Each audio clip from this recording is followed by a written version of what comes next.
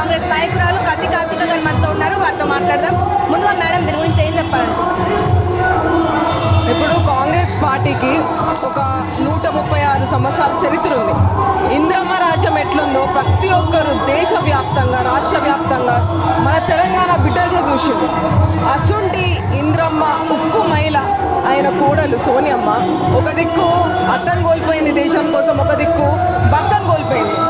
అటువంటి కుటుంబం నుంచి వచ్చిన సోనియమ్మ మీద ఒక 2019 అప్పుడు ఈ కేసుని ఈడీ కేసుని ఇదేదైతే హెరాల్డ్ నేషనల్ హెరాల్డ్ కేసు ఏదైతే ఉందో దానికి ఎటువంటి ఆధారాలు లేవని కొట్టేసినాక మళ్ళా 2021లో మళ్ళీ ఇది బయటకు తీసిండు. ఒకటే చెప్తున్నా, నేషనల్ హెరాల్డ్ అనే పేపరు మనకి మన భారతదేశం ఉద్యమం అప్పుడు ఇండిపెండెన్స్ అప్పుడు ఒక పేపర్ని తీసుకొని వచ్చి బ్రిటిష్ వాళ్ళు మనకు అరాచకాలు ఎట్లా చేస్తున్నారని చూపడానికి ఆ పేపర్ అనేటిది ముందుకు జవహర్లాల్ నెహ్రూ గారు తీసుకొని వచ్చింది.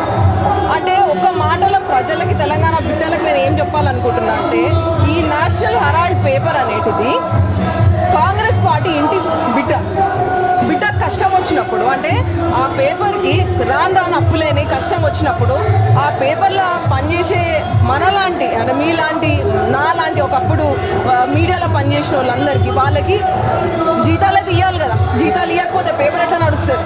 ఆ మంచి ఉద్దేశంతో కాంగ్రెస్ పార్టీ అప్పులు ఏదైతే పోయినాయో వాళ్ళకి జీతాలే కానీ కరెంట్ బిల్లులే కానీ అవన్నీ పార్టీ తరఫు నుంచి ఇస్తే అది తప్ప? అంటే మన ఇంట్లో బిడ్డకి కష్టం వస్తే మనము కాపాడుకోవద్దా? అది ఏమి సంస్కృతం? అంటే అదేం సంస్కృతి? అది it's a basic humanity where ఒక పేపర్ అప్పుడు బ్రిటిష్ ప్రభుత్వం అరాచకాలు చేసినప్పుడు ఆ పేపర్ని ముందుకు తీసుకురావాలి, మన ఇండిపెండెన్స్ గురించి చేసిన పేపర్ని బయటకు తీసుకురావాలి, ప్రజలలో ఉండాలి, ప్రజాస్వామ్యం ఏందని చెప్పే పేపర్ ఉండాలని మా కాంగ్రెస్ పార్టీ హెల్ప్ చేయడం తప్ప ఇవన్నీ ఒకటి ఏంటంటే చింతన్ శివన్లా మా సోనియా గాంధీ ఏం చెప్పిందంటే మళ్ళా ప్రజాస్వామ్యం రావాలి అంటే డెమోక్రసీ అనేది ఇక్కడ లేకుండా అయిపోయింది. బీజేపీ ప్రభుత్వం ఎట్లయిపోయిందంటే పోలీసు వాళ్ళే కానీ లేకపోతే గవర్నమెంట్ వ్యవస్థలే కానీ మోడీ కోసం పనిచేస్తున్నట్టు ఒక డిక్టేటర్షిప్ లెక్క అయిపోయింది. ఈ మళ్ళా ప్రజలకి ఒక మంచి పరిపాలన తీసుకురావాలి, ప్రజలందరూ కలిసి ఒక దాటి మీద అంటే అన్ని వర్గాలు అన్ని కులాలు అన్ని మతాల వాళ్ళు ముందుకు రావాలని భారత్ జోడో యాత్ర అక్టోబర్ 2 నుంచి కన్యాకుమారి నుంచి కాశ్మీర్ దాకా అందరం కలిసి నడుద్దాం, ప్రజాస్వామ్యం మళ్ళీ బతికించుకుందాం. పేదల కష్టాలే కానీ ఒక గొంతై ఆమె చెప్తున్నందుకు అక్కడికి వణుకు పుట్టింది, మోడీ ప్రభుత్వానికి వణుకు పుట్టింది. ఎట్లా చేయాలో మళ్ళీ కాంగ్రెస్ ప్రభుత్వం మళ్ళీ వచ్చేస్తుందేమో, మళ్ళీ ప్రజలందరూ ఒకటవుతారేమో అన్న గుబులు. ఖచ్చితంగా ఇది రాజకీయాల కుట్రే. ఎందుకంటే ఒక మానవతా దృష్టితోని అందరూ ఆ పేపర్లో ఉన్న వాళ్ళందరికీ శాలరీలు ఇచ్చుకుంటూ అంటే అసలు it is a baseless case అని ఆల్రెడీ కొట్టేసిన కేసుని మళ్ళీ తీసుకురావడం ఏంటంటే ప్రజలల్లో మళ్ళా కాంగ్రెస్ ప్రభుత్వం వస్తుందేమో, ప్రజలందరూ ఒక మంచి నాయకత్వం మళ్ళీ చూస్తారేమో అన్న బుగులు అనేటిది పుట్టింది. కాబట్టి దీన్ని ఎట్లనైనా దాన్ని ఖతం చేయాలి అన్న ఒక ఉద్దేశంతో ఇవన్నీ ఫాల్తు కేసులు మళ్ళీ పెట్టి మళ్ళీ ఈడీ సంస్థలు మోడీ కోసమే పనిచేస్తున్నట్టు కనిపిస్తుంది. కాంగ్రెస్ పార్టీ ప్రజల కోసం పనిచేస్తే ఈడీ సంస్థలు మోడీల కోసం పనిచేస్తుంది. ఇది క్లారిటీగా మనకు తెలుస్తున్నది. కాబట్టి ఇటువంటిది జంకేటది లేదు, మేము భయపడేది లేదు. సత్యమేవ జయతే, సత్యం ఎట్లనైనా ముందుకు వస్తుందని గట్టి విశ్వాసంతో మేము ముందుకు పోతున్నాము. మా సోనియమ్మ వెంట మొత్తం కాంగ్రెస్ కుటుంబం, మన తెలంగాణ ఇచ్చిన మన అమ్మ, మన తల్లి అంటే ఆత్మ బలిదానాలు విద్యార్థులు ఆత్మ బలిదానాలు చేస్తున్నారని ఒక తల్లి మనసుతోని తెలంగాణ ఇప్పుడు టీఆర్ఎస్ ప్రభుత్వంలో ఎంతోమంది రాజకీయాల నాయకులు మినిస్టర్లే కావచ్చు, వాళ్ళు వ్యతిరేకించిన వాళ్ళు కూడా పక్కన పెట్టి ఎటువంటి రాజకీయాలు నాకేం లబ్ధి పొందుతుంది అని ఆలోచించకుండా ఆమె తెలంగాణ బిడ్డలు రేపు మన నిధులు మన ఉద్యోగాలు మనకొస్తాయని ఆత్మ బలిదానాలు చేసుకున్న వాళ్ళ కోసమని ఒక తల్లి మనసుతో తెలంగాణ ఇస్తే ఇప్పుడు మళ్ళా తెలంగాణ బిడ్డలే కానీ దేశవ్యాప్తంగా ప్రతి ఒక్కరూ ముందుకొచ్చి ఈ అన్యాయాన్ని అరికట్టాలి. ఇదంతా బేస్లెస్ ఇష్యూ, ఒక రాజకీయ కుట్ర. అని నేను మీ మీడియా ద్వారా చెప్తున్నాను. దీనికి సంబంధించి ఒక పార్టీ నాయకురాలుగా బీజేపీకి ఏమైనా హెచ్చరించాలనుకుంటున్నారు? బీజేపీకి ఒక్కటే హెచ్చరిస్తున్నా, ఏదైనా ఫైట్ అనేది చేస్తే డైరెక్ట్గా ఫైట్ చేయండి, అంతేగాని భయపెట్టిస్తే ఎదుటి పార్టీ లొంగుతుందేమో, అపోజిషన్ లొంగుతుందేమో, అంటే అధికారం చేట్లున్నంత వరకు అంటే అంటారు కదా, పేనుకు పెత్తనం ఇస్తే తల మొత్తం దొరుకుతుందని, గట్లనే కనిపిస్తుంది బీజేపీ ప్రభుత్వము. ఇప్పుడు ఏటకి 2 కోట్ల ఉద్యోగాలు ఇస్తా అన్నాడు, ఏమైంది? సౌదలు చూడండి ఎట్లా పెరిగినాయి, ఆఖరికి పాల్లాగే చిన్నపిల్లలు పాల్లాగే దాని మీద కూడా జిఎస్టీలు అయిపోతున్నాయి, ట్యాక్స్లు ఎట్లా పెరుగుతున్నాయి. ఉద్యోగాలు అన్నారు, ఉద్యోగాలు ఇచ్చిండా? పెద్దోళ్ళకి ఏం చేస్తుండ్రు, పెద్ద మనుషులకి గ్యాసులు ఎంత పెరిగిపోయినాయి. ఒక్కసారి కాంగ్రెస్ ప్రభుత్వం ఉన్నప్పుడు కాంగ్రెస్ ప్రభుత్వం పేదోళ్ళ పక్షం, పేదోళ్ళ పార్టీ, కానీ ఇక్కడ కార్పొరేట్ల పార్టీ లెక్క బీజేపీ తయారైపోయింది. దేనికైనా అంటే ఏదైనా అధికారం ఉందని నెత్తి మీద అహంకారం పెరిగినప్పుడు ఏదో ఒక రోజు అది మాత్రం ఖచ్చితంగా పగులుతుంది.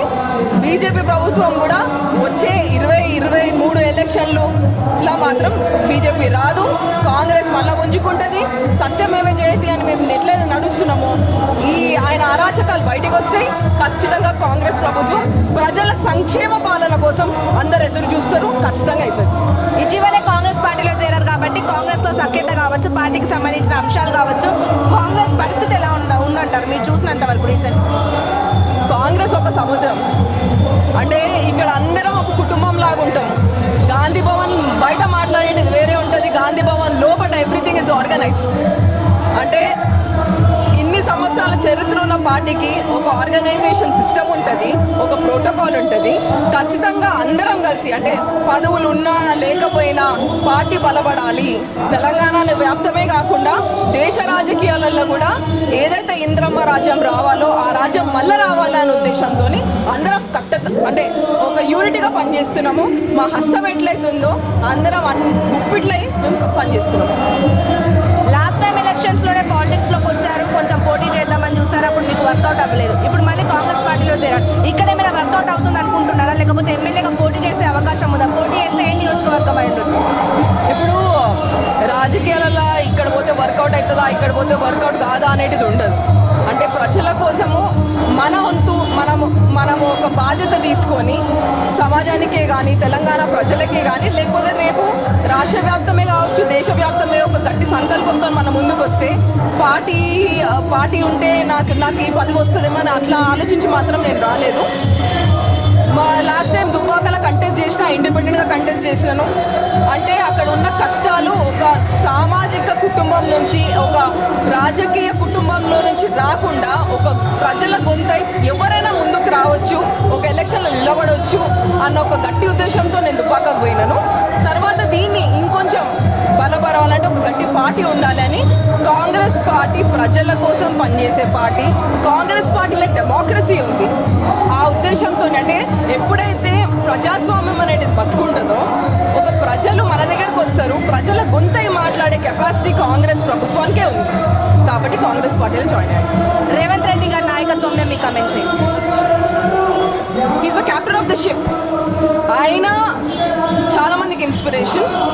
ఆయన ఎంత గట్టిగా ఉంటున్నాడో ఆయన వెనకాల ఉన్న ఒక సంస్థనే కావచ్చు, మా పార్టీ కుటుంబమే కావచ్చు, మేమందరం కూడా అదే గట్టి సంకల్పంతో చేస్తున్నాము, అంతే గట్టిగా ఉన్నాం. సో ఆయనకి పునాదులు ఏదైతే ఉన్నదో మా పీసీసీకి కాంగ్రెస్ పార్టీ సిద్ధాంతాల మీద ఆయన నడుస్తున్నాడు, ఆయన లీడర్షిప్లో మేము నడుస్తున్నాం. ఇప్పుడు చూసుకున్నట్లయితే కొంతమంది నాయకులు మాత్రమే వచ్చారు, ఉత్తమ్ కుమార్ రెడ్డి గారు కావచ్చు, రేణుకా చౌదరి కావచ్చు, కొంతమంది శాసనసభ్యులు కావచ్చు మిస్ అవుతున్నారు. కారణం ఏంటంటారు? నిజంగానే భేదాభిప్రాయాలు ఉన్నాయంటారా? ఇగో కాంగ్రెస్ పార్టీ రాష్ట్రానికే పరిమితం లేదు, దేశం మొత్తం ఉంది.